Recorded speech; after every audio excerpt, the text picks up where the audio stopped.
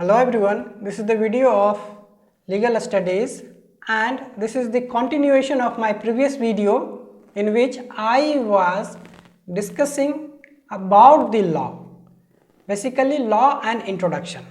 So in my previous video I have discussed the introduction of the law, the meaning of the law, the importance of the law. Okay, so in this video I will be starting with the definitions of the law. Regarding the definitions, by the time not a single person and not a single definition is designed in such a way that covers all the aspects of the law. So some or other way every definition is insufficient to define the law comprehensively, though you will find the so lengthy definitions, but still some part is missing, not incorporated every aspect of the law. But at the same time, the next aspect of this is law is such a comprehensive term that cannot be concluded in a few sentences. Okay, it needs some wider explanations. Okay, so that is the definition of the law. But nonetheless, many of the people, many of the research scholars, law scholars, political scientists, they attempted to define this term law. So a few of them I will discuss in this video. Starting with the first one, that is Salmon. If you are talking about the definition of law, then Salmon is the first one that appears. What he says about the law may be defined as the body of principles recognized and applied by the state in the administration of justice, as you can see here the definition, and you can also see the picture of Salmon, so you can visualize how he looks like. That is also interesting point in order to understand someone, in order to appreciate someone's viewpoint. Okay, so that is Salmon. So let's check out what he says basically. First, break the sentence and then try to understand. The law may be defined as the body of principles. So body of principles, remember what is law we have discussed and how I defined there, it is set of rules. So set, you can compare that set with body. So body of principles, rules you can compare with this principles. So set of rules, body of principles, same. Recognized and applied by the state in the administration of justice. So recognized and applied, so it is government who recognizes and then apply those laws. So according to Salmon, this is the definition of law.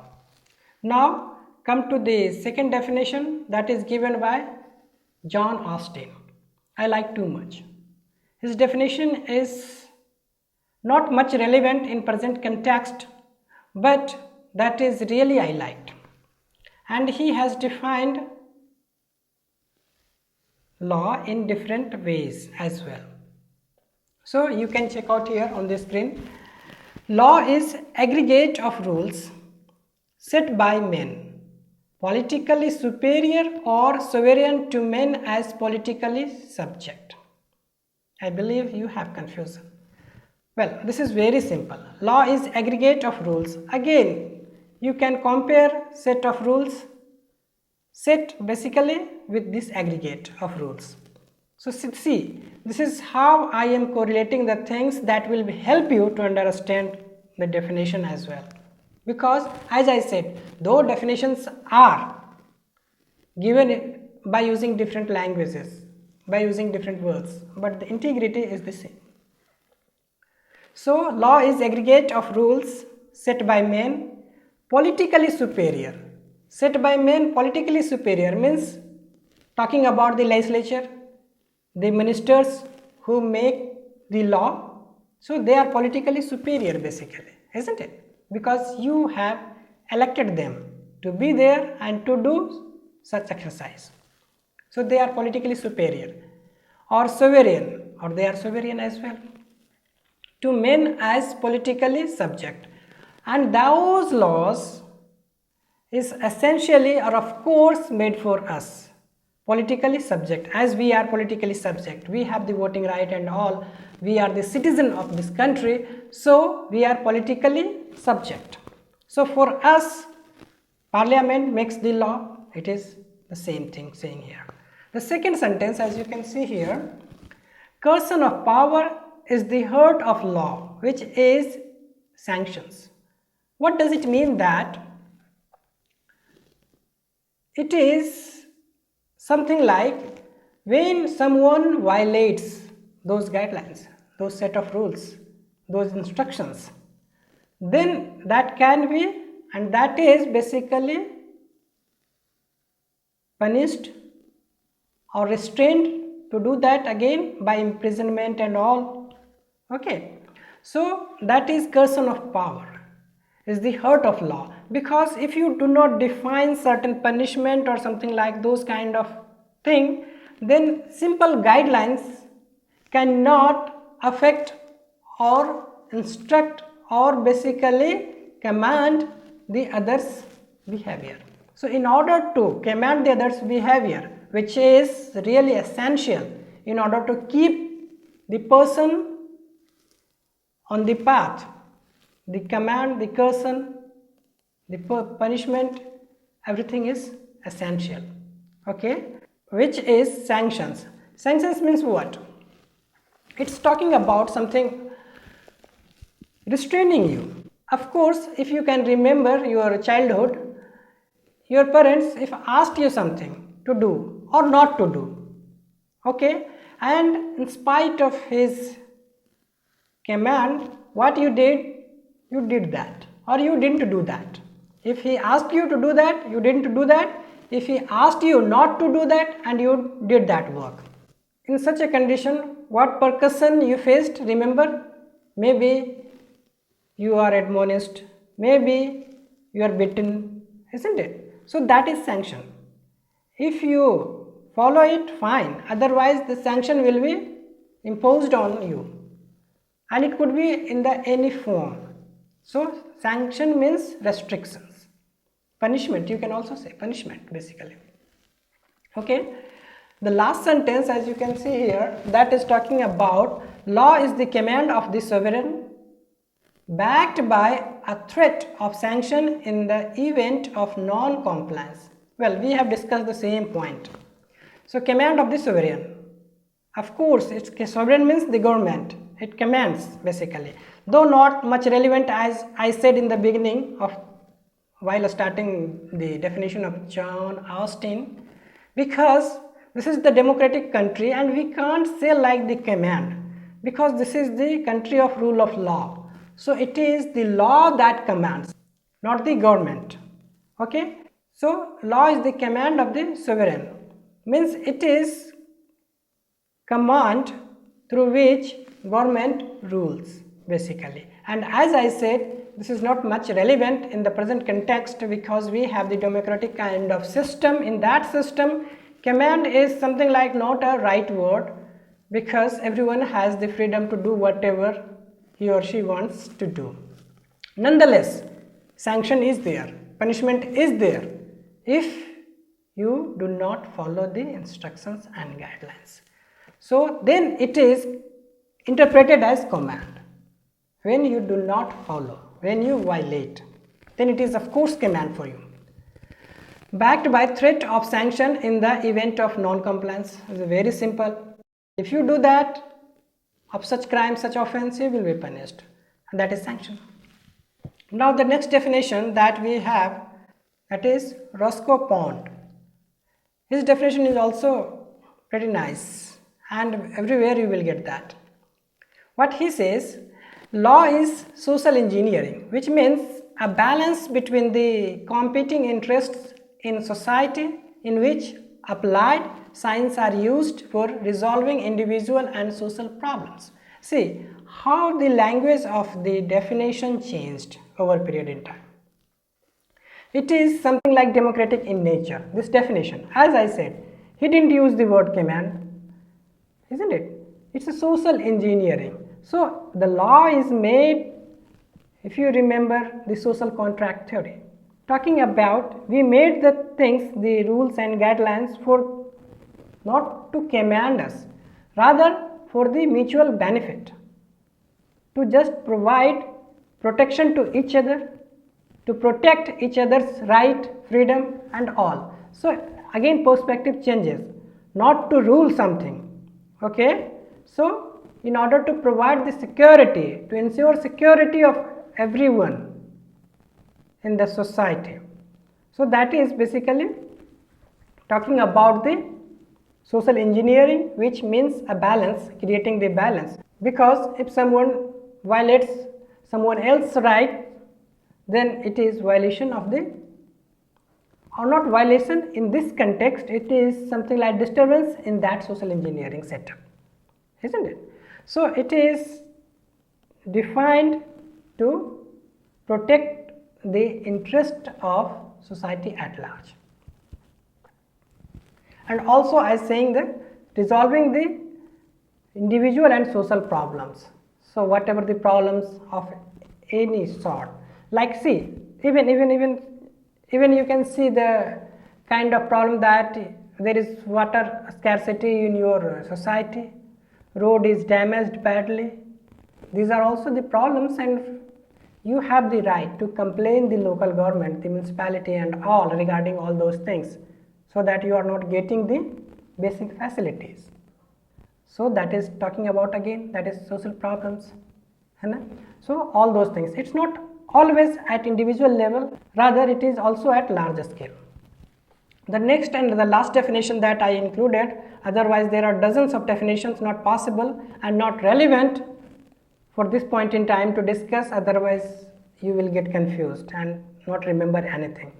Nonetheless, the last one I am just incorporating here, that is the Dictionary of the History of Ideas, published by Scribners in 1973. This is the most recent one, you can say like that. It defines law as a legal system is the most explicit, institutionalized and complex mode of regulating human conduct. At the same time, it plays only one part in the congeries of rules which influence behavior, for social and moral rules of a less institutionalized kind are also of great importance. See, this is a sort of comprehensive definitions, what you observed in today's world. So it tried to incorporate all those things in reference to law. So again, let's break it and then try to understand. A legal system is the most explicit. So see, it is talking about its comprehensiveness and its distinctiveness.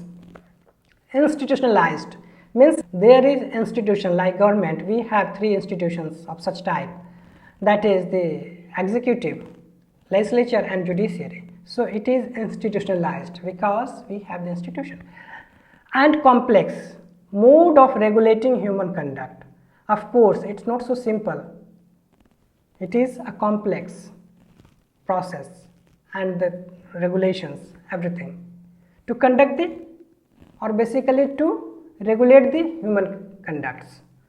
That is ultimately made for our behaviors, what we are doing, that is behavioral guidelines, you can say that. At the same time, it plays only one part in the congeries of rules which influence behavior. At the same time, it plays only one part in the congeries. So what it does, first you understand congeries of rules. Congeries means that is collection of something, that is basically collectively, you can say like that, of rules which influence behavior. Of course, again talking about the same thing, human conduct, behavior, individual behavior, okay. So it is primarily made for or to regulate the human behavior. For social and moral rules, of course, you remember we have discussed in my previous video, that is morality and legality. So again, see how you can relate with that. Moral rules of a less institutionalized kind are also of great importance. So it is including not only at the topmost level but also at the lower level kind of thing in this definition. So it attempted to explain the law by incorporating all the meaning of law in the present context. So this is all for the definitions. Now we have the next topic, that is characteristics of law. What is meaning of characteristics? Basically, it defines the features of the law. What features, what properties law has? The first one is set of rules and regulations. Of course, it is a set of rules and regulations that giving guidelines to the citizens. Second one, the properties of law. Please pay attention. Equality before the law and equal protection of the laws. What does it mean that? If you remember the constitution talking about article 14. So law basically treats everyone equally based on the offense and the acts, and no discrimination on any ground. Okay. The next point is collective responsibility. Well, at one point in time it ensures the individual's responsibility, but it also ensures the collective responsibility depending upon the situation, acts and all. The last one is law is enforceable. See, this is the most important thing. If law won't be enforceable, remember the definition of John Austin, command of sovereign, sanctions, all these things. So that is, I was saying that if law is not enforceable, then what does it mean? Someone will come and harm you, will violate your rights. What will you do? So for that, sanction is essential, as if we go through the Austin's definition, and here in the present context, enforceability means his act must be sanctioned. Okay, so that is law is enforceable. Now we have next topic, that is functions of law. What are the functions that play in our society? It protects an individual's rights and liberties. Simple. It controls and regulates the government and other regulatory bodies' actions and activities. Again, because this is the rule of law, so it also governs the government's activities and makes the instruction for the government. It controls and regulates the economic activity of the country. See, whatever the business and all you practice, that is under the given guidelines. It regulates and shapes international relations and foreign policies of the country. Simple sentence, you can appreciate. It repeals and modifies the existing rules and also creates new rules. That is amendment, legislation, you remember. So that is another functions of law. It protects the morality of an individual as well as of a society at large. Morality, again remember, the same thing. So it not only ensures something like freedom of your right, but also protects your dignity. The morality is something like that. It maintains law and order in the society. And lastly, it ensures good governance and welfare of all citizens. All these points by the time we have discussed, this is why I put this topic after all those points, so that I do not need to explain each sentence individually. Rather, you can understand as I start pronouncing all these things. So I believe you understood what are the functions of law. Okay. So now we have next topic, that is sources of law. It's talking something about from where law is taken, how it evolved, what are the things that, of course, if you have some information, someone asks you from where you get this information, citation, and you need to quote the things. Okay, you studied this in this book written by that person or something like that. So similarly, the law is there, so what are the source from where it is taken? Otherwise, why I should follow? So let's check it out. What are the major sources of laws? First one is religious studies. second one customs, third one legislation, and the fourth one precedents, that is judicial decisions. So what does it mean all? Let's begin with the religious studies. It's talking about, and basically it begins with this religious studies. We have the scriptures and all, there are so many books giving the guidelines. If talking about the Hindu laws, then of course majority of the provisions taken from Manu Smriti. So that is religious studies, that one of the major sources of the law. Okay, Vedas are there, isn't it? So all those things comes under this heading, religious studies. Second one is customs. What is custom? First understand this. Custom is the practice, habit that we do in our life or basically in our everyday's life.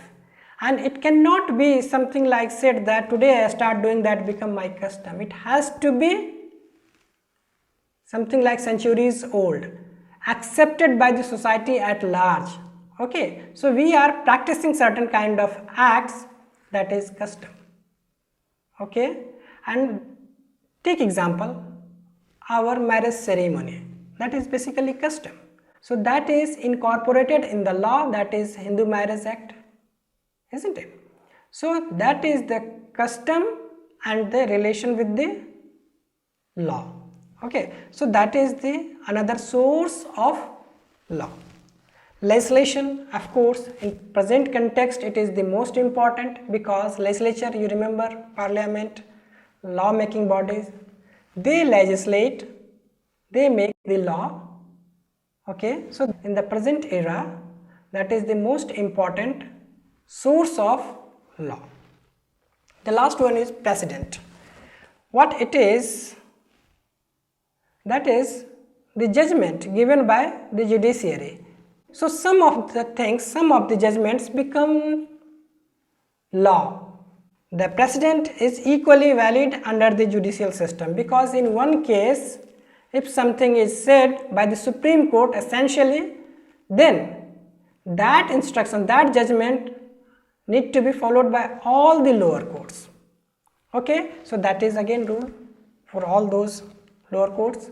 Likewise, we have four sources of law, that is religious studies, customs, legislations and precedents.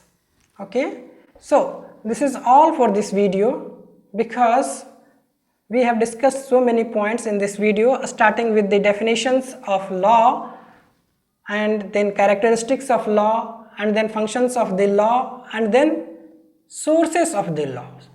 Okay, so there are so many points.